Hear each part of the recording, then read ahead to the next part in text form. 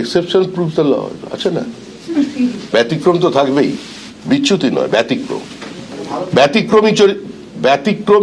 ব্যতিক্রমী ঘটনা, ব্যতিক্রমী চরিত্রের সঙ্গে, সময়ের সঙ্গে দলও নিজেকে খাপ খাইয়ে নেয়। পার্টির সিদ্ধান্ত চূড়ান্ত সিদ্ধান্ত।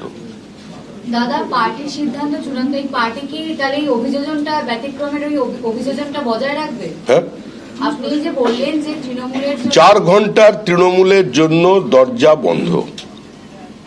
যারা মানুষের সম্পত্তি লুট করেছেন তাদের জন্য দরজা বন্ধ।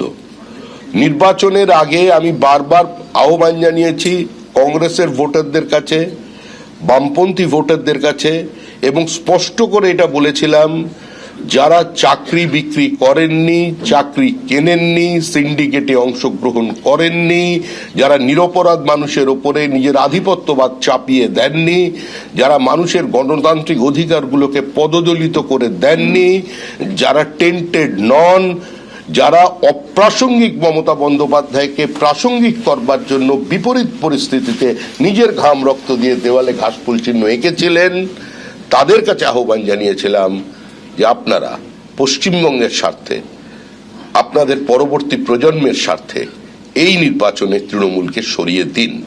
সুতরাং এটা নতুন কোনো বিষয় নয়।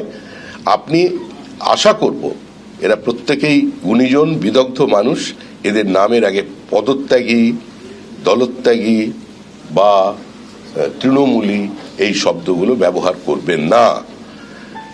প্রত্যেকেরই একটা অতীত আছে, সাধুরও একটা অতীত থাকে। এই মুহূর্তে সুখেন্দু শেখর রায়, সুস্মিতা দেব, প্রকাশজি বড়াইকের একমাত্র পরিচয় তারা বিজেপি কর্মী।